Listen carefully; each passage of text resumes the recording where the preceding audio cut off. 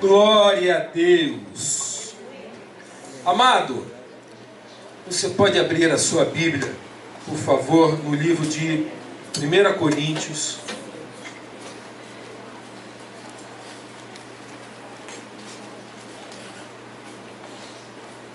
No capítulo 13.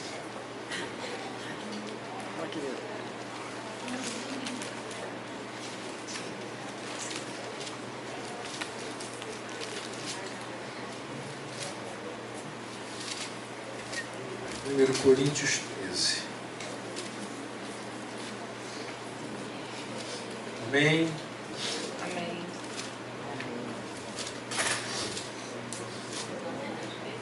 Diz assim a palavra do Todo-Poderoso: E agora passo a vos mostrar um caminho ainda muito mais excelente. Ainda que eu fale as línguas dos seres humanos e dos anjos, se não tiver amor, serei como o sino que soa ou como o prato que retine. Mesmo que eu possua o dom de profecia e conheça todos os mistérios e toda a ciência, e ainda que tenha uma fé capaz de mover montanhas, se não tiver amor, nada serei.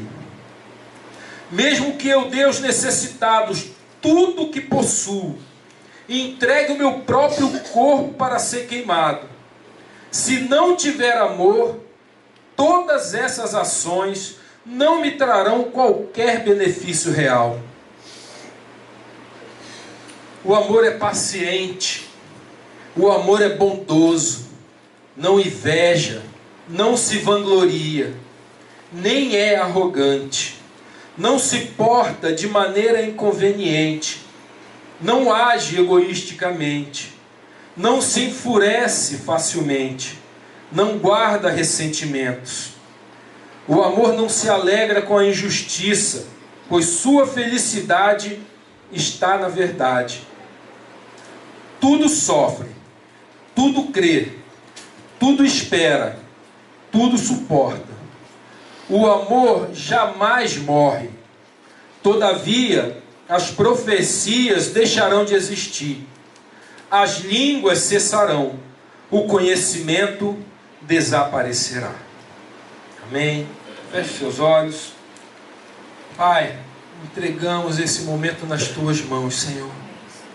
Que seja o Senhor a falar, o Senhor a ministrar aquilo que tu queres, Pai, aos teus filhos.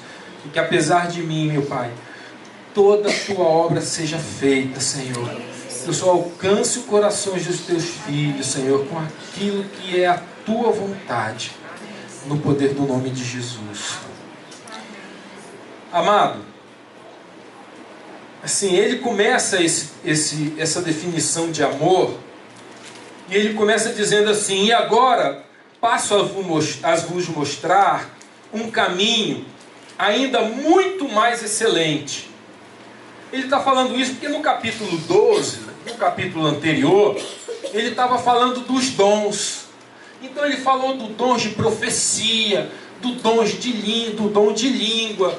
Ele falou do dom de operar milagre, né? O dom da fé. Ele falou de todos os dons que o Espírito Santo distribui conforme sua vontade. Aquilo que é a vontade de Deus é distribuído entre os crentes, a seus filhos.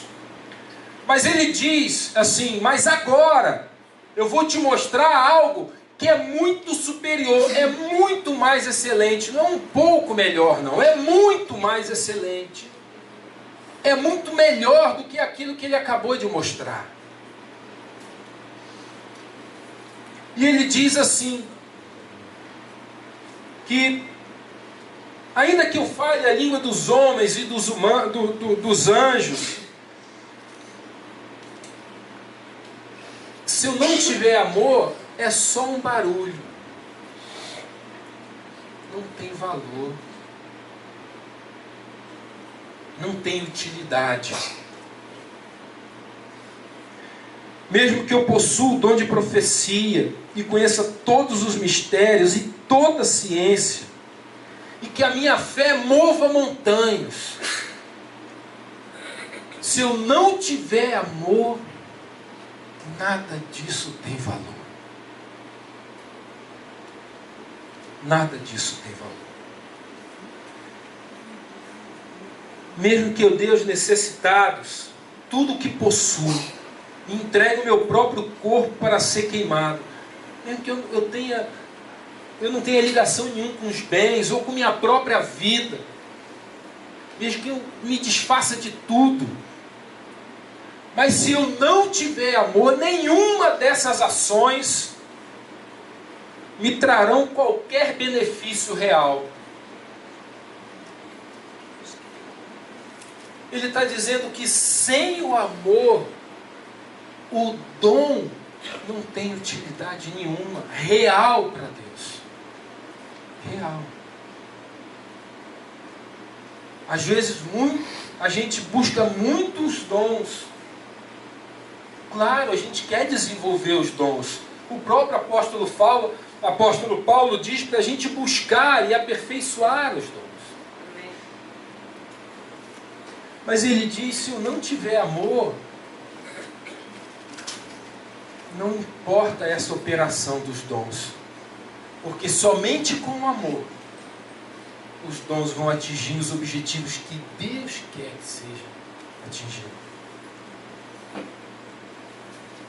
E ele passa aí, a partir do verso 4, a definir esse amor. E ele diz assim, que o amor, e ele define o amor por dois adjetivos. Ele diz que o amor é longânimo, paciente. Em algumas traduções ele diz sofredor. Então o amor é longânimo e é bondoso, ou benigno. E que essas duas definições, esses dois adjetivos são suficientes para definir esse amor. E ele diz também que o amor não é outras 8 coisas. Ele define o amor pelo que ele é. E define o amor por aquilo que ele também não é. Mais adiante ele diz o que o amor opera. O que esse amor que está sendo definido ali opera. E ele define de 4 maneiras as operações dele. E terminando a definição desse amor, ele diz o ciclo de vida desse amor.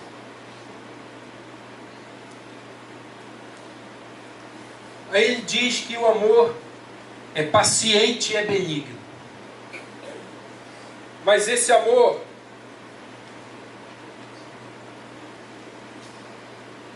ele não inveja, não se vangloria, nem é arrogante, não se porta de maneira inconveniente, não é egoísta, não se enfurece, não guarda ressentimentos, não se alegra com a injustiça. A gente pode definir as coisas pelo aquilo que ela é e também por aquilo que ela não é. Porque existe um amor que é assim, que é o amor humano.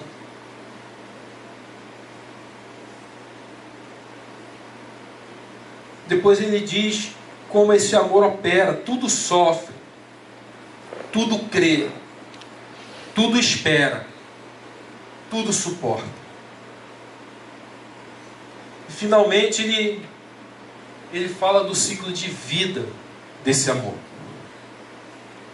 Ele diz que ele jamais morre,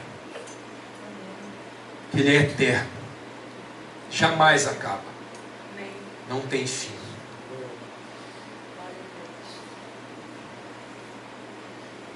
Eu queria, nessa manhã, já que ele fala de tantas coisas aqui, né? Eu vou começar e vou ficar somente naquilo que o amor é, na definição do que o amor é. E talvez em outra oportunidade a gente possa falar daquilo que ele não é, das operações. Mas eu queria me ater sobre a longanimidade e a bondade. E que essas duas definições, esses dois adjetivos, definem esse amor de uma maneira muito poderosa.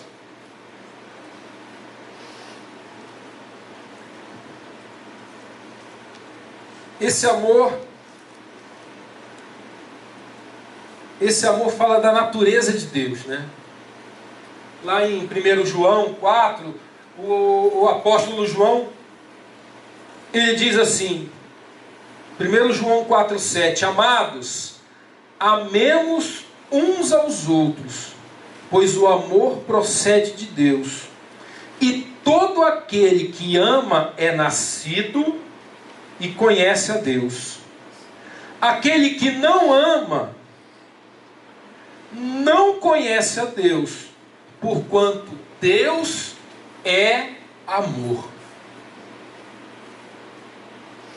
Aquele que não ama. Existe alguém que não ama? Todos amam alguma coisa. Todos amam. Mas do amor que ele está falando é daquele amor definido lá em Coríntios. Aquele amor que é paciente e é bondoso. A longanimidade é um dos atributos, uma das características de Deus. É um traço do caráter dele. A paciência é uma característica dele que, se não fosse isso, talvez nenhum de nós estaria aqui hoje. É a característica da perseverança de Deus. De saber que a palavra lançada por Ele, derramada por Ele, vai retornar para Ele, vai cumprir aquilo que deve ser cumprido.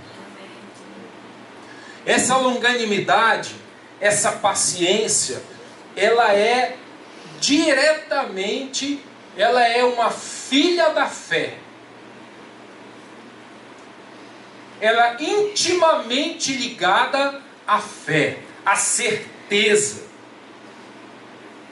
Por isso, Deus é tão paciente conosco. E a paciência dele conosco se reflete de várias maneiras. Se mostra de várias maneiras.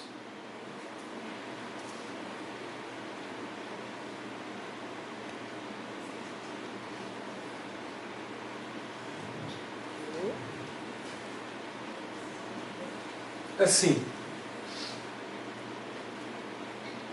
ele é sossegado. Deus é sossegado, é tranquilo, porque ele sabe aonde as coisas vão chegar. Ele sabe que mesmo quando a gente anda de um lado para o outro, a gente segue os nossos caminhos, a gente vai atrás da nossa vontade, mas Ele vai pacientemente nos cercando com o amor dele, para que a gente encontre o caminho. A característica dessa perseverança dele em relação a nós é que as ações dele diária em relação a nós, seja em relação aos nossos pensamentos, à nossa santidade, às nossas atitudes, ao nosso tipo de relacionamento que a gente cria dentro de casa, no trabalho, mesmo que não agrade a Ele, mesmo a despeito de todas dos nossos pecados, Ele não desiste em nos corrigir, Ele não desiste em que nós sejamos transformados. Ele não deixa de impactar o nosso coração com a palavra, com atitudes. Muitas vezes, somente pela presença do Espírito Santo a nos constranger. Às vezes a gente nem se constrange. Às vezes a consciência da presença dele em nós foge. E a gente anda por caminhos nos nossos pensamentos, ou nas nossas atitudes, como se a gente não tivesse essa consciência de que Ele está ali do nosso lado.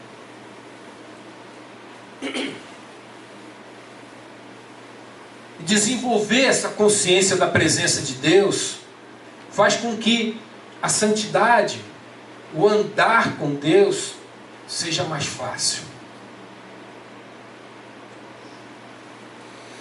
Porque aonde você vai, seja lá o que você esteja fazendo, Ele está contigo.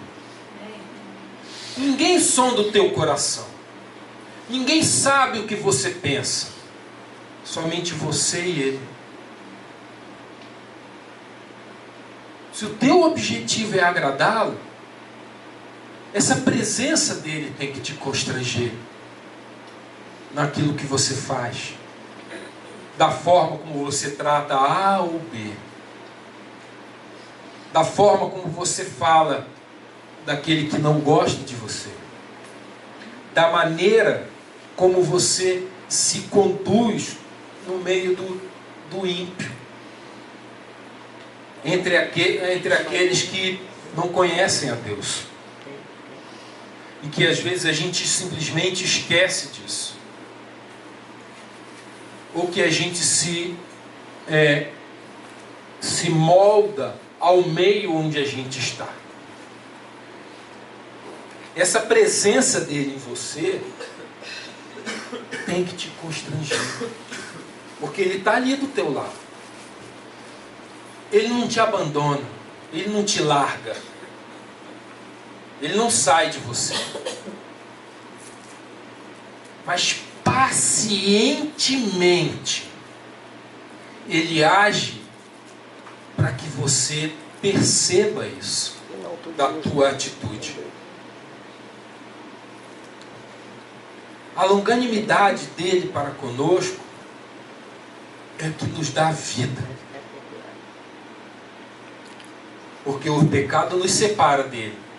Mas mesmo assim, Ele está ali conosco. Para que a gente tome consciência desse pecado. Que a gente odeie esse pecado.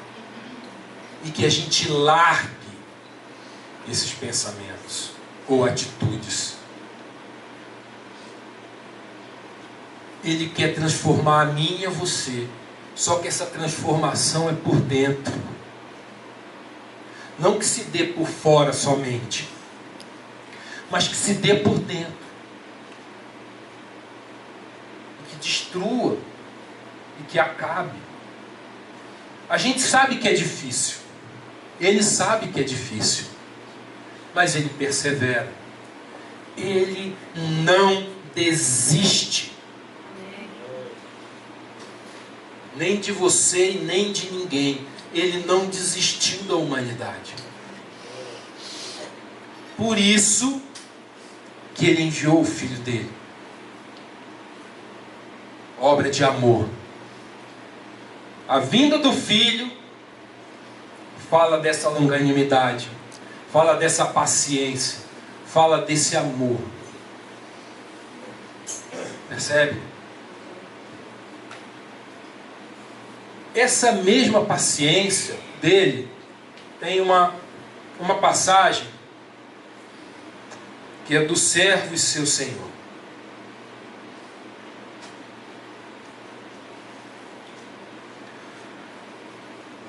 Essa passagem está em Mateus 18, a partir do 23.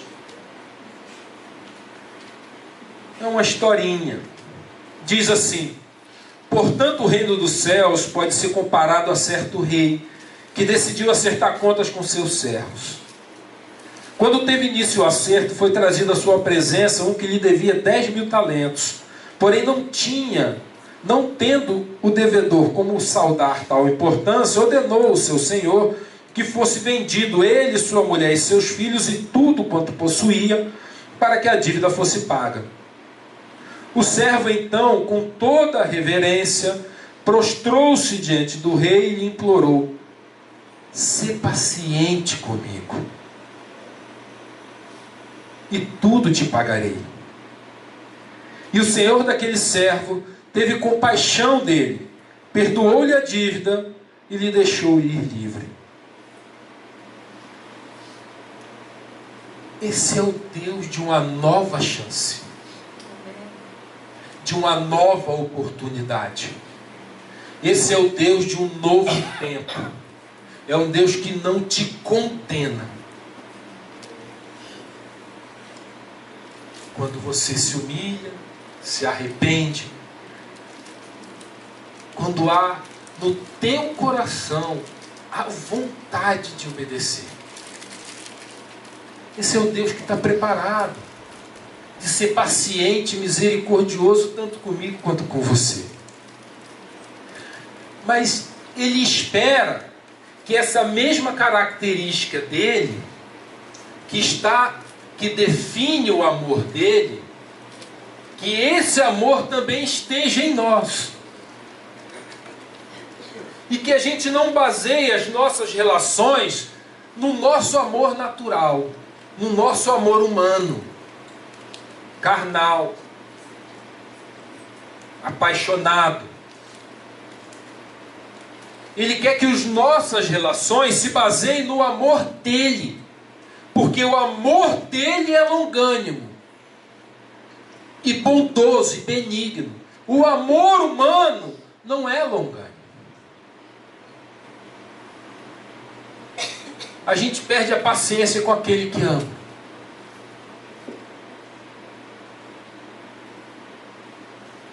E às vezes a gente dá o Senhor nos dá 1, 2, 10, 50 mil oportunidades. A gente tem um punhado de oportunidades. Não que a gente não sofra, não que a gente não seja longânimo, mas não temos essa longanimidade porque temos um objetivo a chegar. E é isso que Deus quer ministrar no nosso coração nessa manhã, nessa noite, ó. Oh Pai, oh Pai amado, oh Jeová. Mas para que nós possamos desenvolver essa mesma característica da paciência com o nosso próximo. Deus tem a longanimidade dele é com os nossos erros. Que a gente erra, a gente falha, e a gente erra, a gente de palavras e de atos. A gente fica nervoso, a gente fala o que não deve falar. Ou só o irmão André que é assim? O povo do MRV é diferenciado. Pois é, mano. Mas o que Deus quer ver no teu coração e no meu é que a longanimidade dele seja uma verdade em mim. Que a paciência dele seja uma verdade em mim. Sabe como a gente é? Vou continuar aquela historinha que a gente leu aqui. Olha como a gente é, o ser humano é.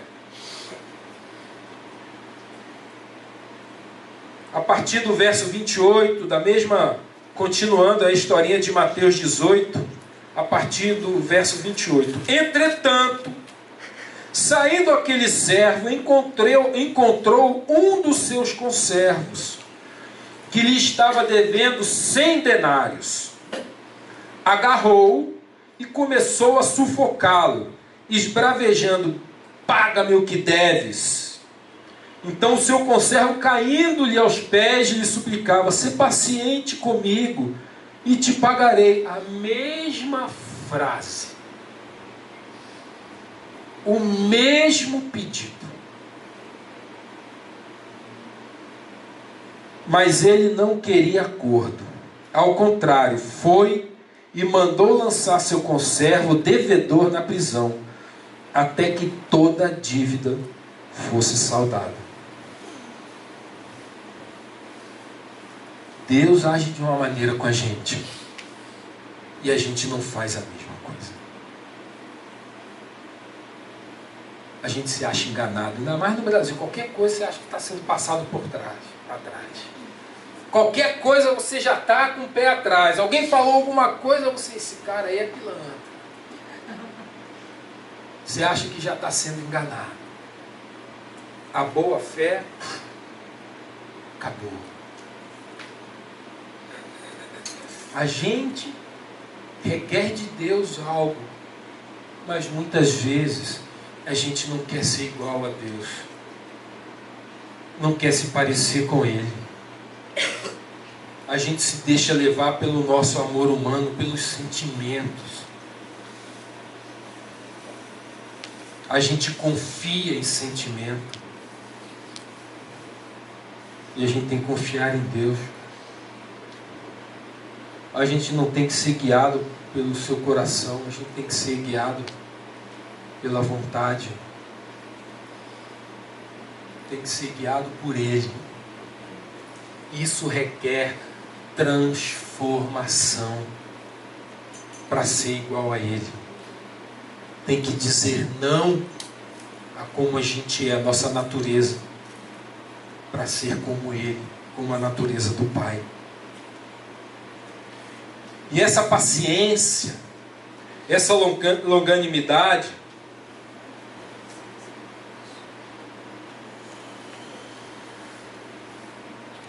tem a ver também com a nossa salvação. Porque essa paciência de Deus, Ele conhece, Ele sabe, Ele sonda o nosso coração. E Ele sabe que no trabalhar do Espírito Santo, Ele vai nos moldar. Mas a gente não age através da fé como Ele. A gente age pelo que vê e pelo sentimento. E que o Senhor hoje, Ele quer que a gente aprenda a ser longânimo como Ele, paciente, dentro de casa, com o filho, com a mulher, com o marido, com o vizinho, com aquele chefe que te persegue. Fala, Deus.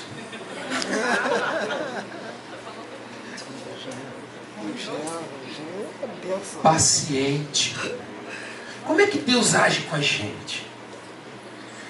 Ele vai fazendo coisas para nós, perto de nós, vai nos abençoando, vai criando situações, e Ele vai nos abençoando, vai fazendo, e a gente vai sendo impactado por aquelas coisas que Deus vai fazendo, e essas coisas vão mudando, vão impactando, vai aparando as arestas. Essa é uma estratégia de Deus para que a gente seja transformado. Tem gente que diz que essas são pequenas coisas que Deus faz nas coisas pequenas em nós. Eu não creio que sejam pequenas. Nem creio que Deus faça pequenas coisas. Porque toda a obra dele em nós é grande. E Ele vai fazendo, em cada detalhe, Ele vai fazendo, Ele vai cavando ao redor, para que a gente dê fruto. Ele vai trabalhando. Da mesma forma, Ele quer que você também trabalhe ao redor dessas pessoas, daquele que te persegue, daquele que te odeia, daquele que não gosta de você, que te despreza, que gosta de te humilhar. Que você, com pequenas ações, vai cavando, como Ele faz com você. Da mesma estratégia que Ele usa com você, você usa também.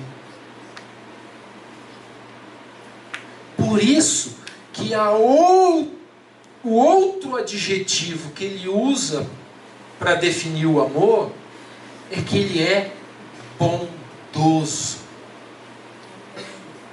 benigno. A característica de ser bom. Muitas vezes a gente tem, as nossas pequenas maldades. O cara te fez lá em cima no rio. Aí você vem, a correnteza vai levando. Quando chega na curva, você fala: chegou a curva do rio. Agora é a minha vez. É a hora do troco. Quem é assim? Ou só eu sou assim? Só o irmão André é assim. Povo abençoado, né? Seguidor de Jesus Cristo. As nossas pequenas maldades, as nossas vingancinhas, as nossas criancices. Mas Deus é bondoso, benigno.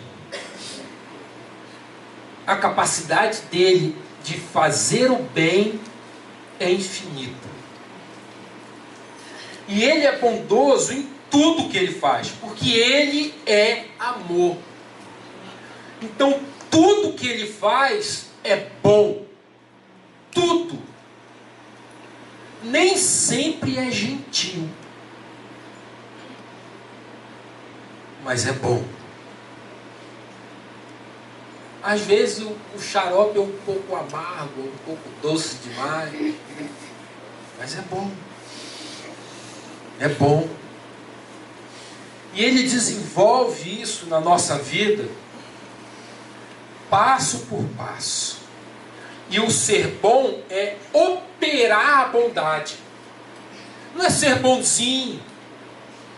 Não é ter um sentimento. Não é sentimental. Ah, eu amo fulano. Ah, eu amo minha amiga. Não, eu opero bondade em favor dele. Eu faço o bem a ela. Eu faço o bem a ele. Eu, através de ações concretas, eu semeio o meu amor no coração dele. Não é o sentimento que está dentro de você, mas é a ação prática desse amor. Isso é ser bondoso como Deus. Esse é o traço da bondade dele.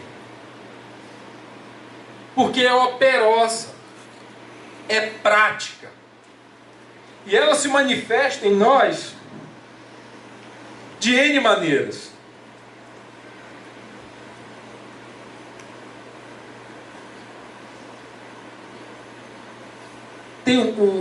Tem salmos falando do quanto ele é bom, que ele não se cansa de fazer o bem, né? E o que ele, assim, a bondade dele é em direção a nós, sempre. E a bondade que ele quer ver em nós é em direção ao próximo, mas a todos. A todos que a gente se relaciona. Não somente aqueles que a gente se dá bem. Isso é tão importante, meu amado. Porque ele bate tanto nisso no Sermão da Montanha. Ele bate tanto nisso de como a gente deve ser bom para com o próximo, principalmente com aqueles que nos perseguem. E nas bem-aventuranças ele diz que tem galardão. Grande será o vosso galardão. Para as atitudes de amor.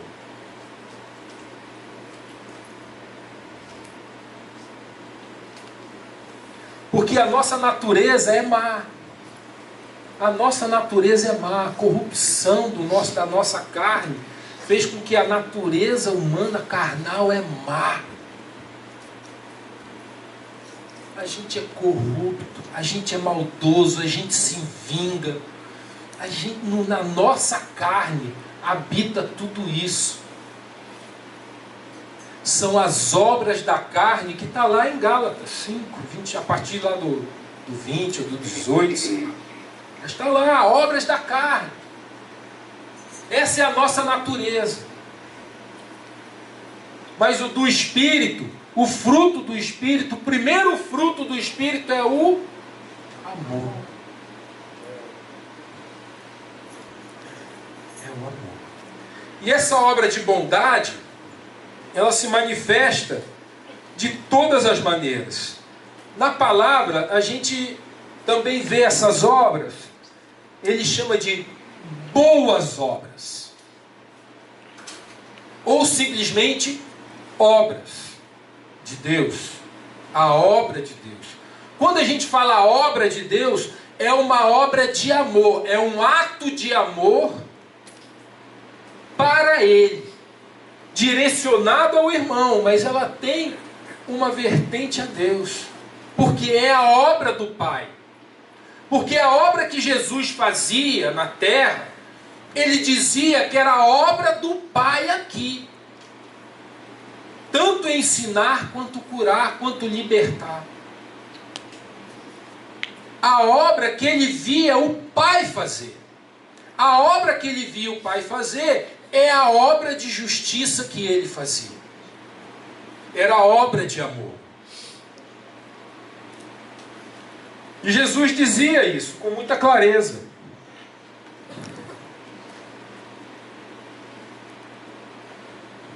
Tem uma passagem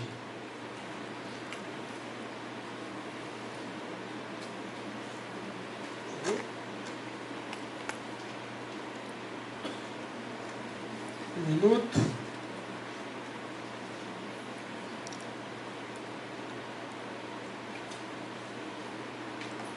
Oh, glória. Ele diz assim, 5:20, João 5:20. Porque o Pai ama o Filho e lhe mostra todas as coisas que realiza. E maiores obras do que estas lhe mostrará, para que vos maravilheis. O Pai mostra o Filho. E o Filho faz tudo o que vê o Pai fazer. E assim é conosco também. A gente vê o que o Pai faz. A nossa ansiedade, por conta do tempo, do agora, a gente não permite que a gente veja ou perceba o momento de Deus. Vou dar um exemplo para vocês. Jesus estava sendo perseguido na Judéia, né? Aí ele falou assim, bom, vou para Galiléia. E saiu em direção a Galiléia, e teve que passar por Samaria na caminhada dele. No meio do caminho, ele passou por Samaria, parou para descansar na cidade de Siquém, e tinha ali um poço. Os apóstolos foram comprar comida e ele ficou ali, sozinho. Eis que veio alguém tirar água do poço. Ele percebeu que ali era o momento. Ele estava antenado, ligado no Pai. Que aquela pessoa que chegava ali era uma oportunidade dele falar e ministrar o Pai. De falar do Evangelho. E foi ali, e ele se deu, e ele se revelou àquela mulher, e toda aquela cidade foi ganha. Estava ligado, percebeu o tempo do Pai. Ele estava andando.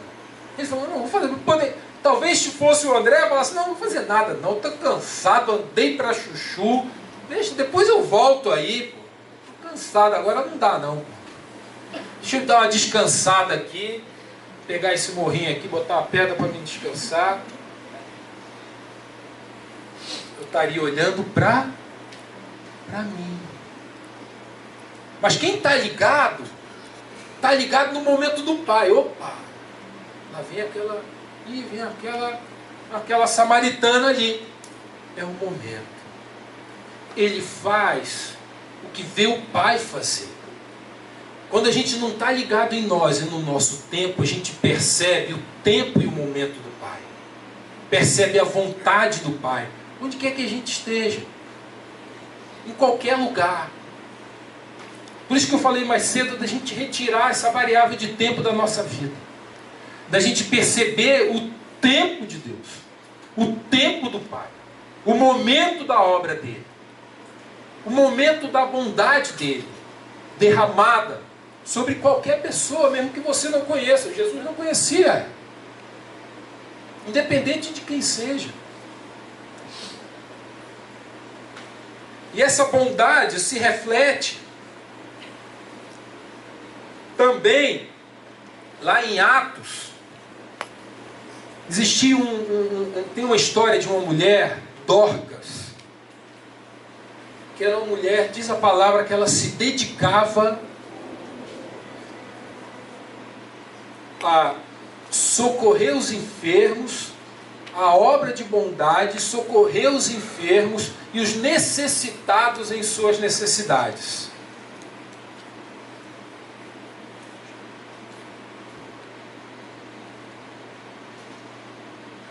Atos 9:36 diz assim: entre mentes havia em Jope uma discípula chamada Tabita, ou Tabita, que em grego significa Dorcas, que se dedicava ao ministério de boas obras e ajuda financeira aos pobres. E ela morreu. Então mandaram chamar o apóstolo Pedro para que ele ressuscitasse ela. Botaram ela num quarto. Por conta de quê? Porque um ser bondoso traz vida, vence a morte. Manifestar a bondade do Pai vence a morte. Nem a morte, que talvez seja o grande inimigo do ser humano, né? Que com o pecado lá de Adão a morte entrou. Mas nem a morte venceu Dorcas. Porque o pai quis ressuscitá-lo. As boas obras não é somente, não estou dizendo de um instrumento de caridade, de assistencialismo. Eu não estou falando disso. Eu estou falando de você estar antenado com Deus. E que as boas obras do Pai sejam feitas através de você. Assim como era com o Filho Jesus. E que os nossos atos sejam sempre os mesmos atos como o dele eram, de amor. E essa bondade, como é que ela se dá? Olha, assim, como fazer as obras? Como eu faço essa obra de Deus? É importante a gente entender isso, para que a gente não pense que é um assistencialismo, que a gente não pense que é se destacar por ser bonzinho. Preste atenção como é ensinado por Jesus como fazer a obra de Deus. Em Mateus 6:1 ele diz assim: guardai-vos de fazer a vossa caridade e obra de justiça diante dos homens, com o fim de serem vistos por eles. Caso contrário, não tereis qualquer recompensa do vosso Pai que está nos céus. Por essa razão, quando deres um donativo, não toque trombeta diante de ti, como fazem os hipócritas nas sinagogas e nas ruas, para serem glorificados pelos homens. Com toda certeza vos afirmo que eles já receberam seu galardão. Tu, porém, quando deres uma esmola ou ajuda, não deixes tua mão esquerda saber o que faz a direita. Que a tua ação de bondade não obrigatoriamente tem que ser sabido pelo objeto que recebe a tua obra, o teu amor. Porque o teu galardão não vem dele, nem vem de quem está assistindo. A bondade que Deus nos ensina, a boa obra que Deus nos ensina, vem de um galardão dele. Vem do que ele quer fazer. Não é você fazer para ser conhecido. Não é você fazer para ser glorificado, porque ele diz que já recebeu o galardão. Não vai receber nada do Pai. Nada. Que já recebeu o tapinha nas costas. E às vezes a gente quer isso. É ser reconhecido pelos homens. Ser aceito. Por causa da nossa carência. Da nossa carência afetiva. Por causa das nossas dificuldades emocionais. A gente precisa de ser reconhecido. São, sabe, um monte de coisas que há no nosso coração e que muitas vezes faz com que isso seja necessário para nós, até se sentir aceitos. Mas não é isso que Deus ensina. Não é isso que o Pai ensina. O que o Pai ensina é que a mão esquerda não saiba o que faz a direita. E que a expectativa de galardão, e a gente pode nutrir essa expectativa, vem do Pai. É dele. Ele é o galardoador. Percebe?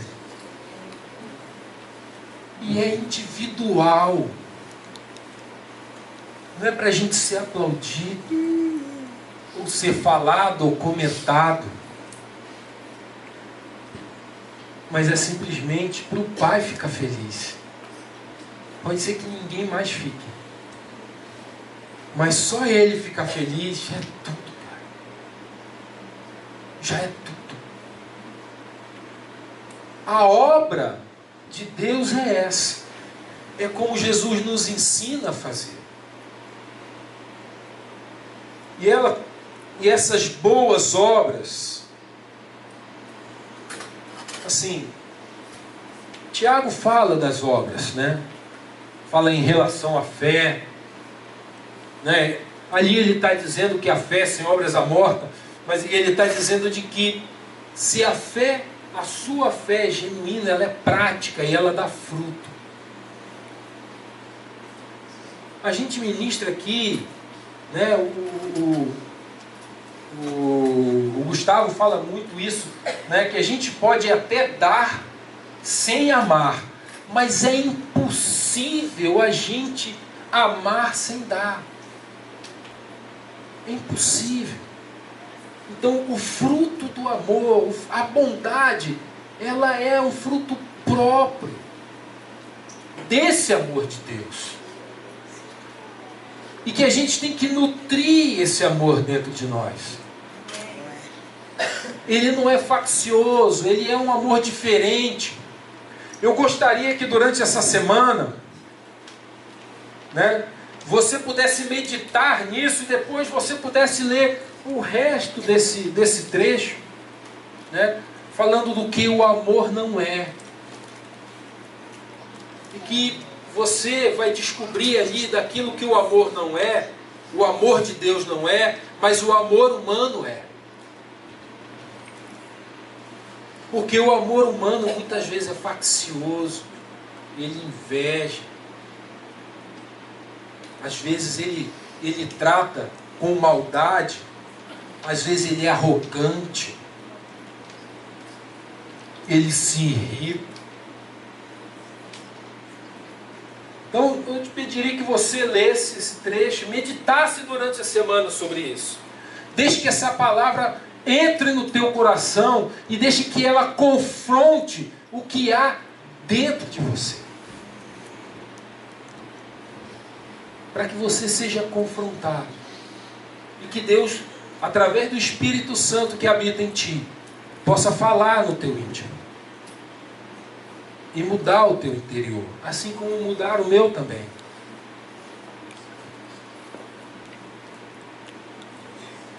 Para fechar,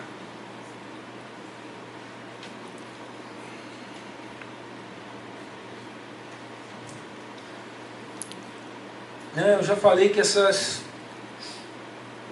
mesmas obras que Jesus fazia também são delegadas a nós. Lá em João 14, a partir do 12, ele diz assim: em verdade vos asseguro, que aquele que crê em mim fará também as obras que eu faço. Aquele que crê em mim fará também as obras que eu faço, e outras maiores fará, pois eu vou para o meu Pai. E assim seja o que for que vós pedirdes em meu nome, assim eu farei, a fim de que o Pai seja glorificado no Filho. Se vós pedirdes algo em meu nome, eu o farei. Se vós me amas, obedecereis os meus mandamentos. Aleluia. Assim, e ele nos deixou um mandamento. Que mandamento Jesus deixou para a gente? Amai-vos uns aos outros, assim como eu vos amei. Amai-vos uns aos outros com o mesmo amor que eu vos amei. Da mesma maneira, da mesma forma, com o mesmo amor, com a mesma intensidade, independente de quem seja. Então não há porquê a gente ter inimizades, não há porquê a gente ser faccioso, ter porfia, ter preferências. Porque se esse amor flui de dentro de nós, ele flui do nosso interior, ele flui para todos os lados. Quem direciona a água? Quem pode segurar a água? A água desce, a água flui aonde quer que ela vá. E assim é esse amor tem que ser assim. Tem que ser um rio a jorrar do nosso interior para a vida eterna, para a eternidade, por todo sempre. Não só hoje nem amanhã, mas por toda a eternidade. É isso que o Pai nos propõe. Porque é esse amor que vai mudar a nossa vida na eternidade. É esse amor que nos garante lá. Sem esse amor, não tem jogo, não tem céu. Porque é esse amor. Porque o Pai diz que quando chegar no juízo, vai separar um dos outros e aqueles que amam. E essas boas obras, lá em Mateus 25 ele fala isso. Ele diz assim: então dirá o rei a todos que estiverem à sua direita: vinde, abençoados de meu Pai, recebei como herança o reino, o qual vos foi preparado desde a fundação do mundo. Pois tive fome e me deste de comer, tive sede e me deste de beber, fui estrangeiro e me acolheste, quando necessitei de roupa, vós me vestiste, quando estive enfermo e vós me cuidaste, estive preso e foste me visitar. Então os justos, verso 37, então os justos desejarão saber: mas Senhor, quando foi que o encontramos com fome, deste de comer, ou com sede, saciamos? Quando te recebemos como estrangeiro e te hospedamos, ou necessitado de roupas te vestimos, ou ainda quando estivesse doente, encarcerado e fomos visitastes? Então o rei, esclarecendo-lhes, responderá: com toda certeza vos asseguro, que sempre que o fizestes para algum destes meus irmãos, mesmo os que ao menor deles, a mim me fizestes. Aleluia. A expressão de amor dele, o fluir do amor dele, verdadeiro, que não tem fim e que é eterno, que possa fluir de nós. Amém. independente para que lado for, para qual seja o objetivo. Não tem rosto, tem sim necessidade. E todos temos necessidade, todos. Então esse amor que está dentro de ti tem que fluir para todos os lados. Amém. Amém? Então, eu queria que você, nesse momento, você tivesse um tempo com Deus. Você vai fechar os teus olhos. Marquinhos vai ministrar uma música. E você vai falar com o Pai. Vai entregar o teu coração. Eu não quero ser guiado pelo meu amor humano. Eu quero ser guiado pelo teu amor. E eu quero ser transformado aqui dentro do meu coração. E para daqueles que te perseguem, daqueles que te humilham, lembra deles. Abençoa eles. Tenha uma palavra de amor por eles. Cultive o amor por eles. Expresse esse amor. Amém. Oh Pai, Senhor, nessa manhã a gente quer se rasgar, Senhor. A gente quer descer, Senhor. Sair da nossa altivez, da nossa área de conforto, daquilo que a gente acha que somos, Pai. Nessa manhã, Senhor, a gente quer receber, Espírito Santo, esse suprimento de amor que está em Ti. Porque Tu és, ó Espírito Santo de Deus, o suprimento de todo o amor que habita em nós. Nós temos hoje dentro de nós todo esse amor disponível. Nós temos hoje dentro de nós o suprimento de todo o amor dessa terra que formou todo o universo, que nos criou e que nos amou e enviou o seu Filho. Pai, a gente quer suprir, quer ser suprido, Pai, desse amor nas nossas relações, tanto contigo, quanto com o nosso próximo, principalmente contra aqueles, Pai, que não aturamos, não gostamos, temos problema de relacionamento. Eu quero hoje, Pai, te pedir, Deus, venha despertar em nós, Senhor. Venha despertar em nós a necessidade da busca desse amor, para resolver todos os conflitos. Senhor, a necessidade de buscar em Ti esse amor, para que todas as nossas atitudes sejam como as Tuas. Senhor, a consciência da Tua presença, Senhor, em nós, para nos constranger, para nos lembrar, para nos trazer a lembrança, Pai, do Teu amor. Ah, Senhor, vem hoje ser paciente conosco, Pai, porque tudo faremos, Pai, para Te agradar, para Te obedecer, no poder do nome de Jesus.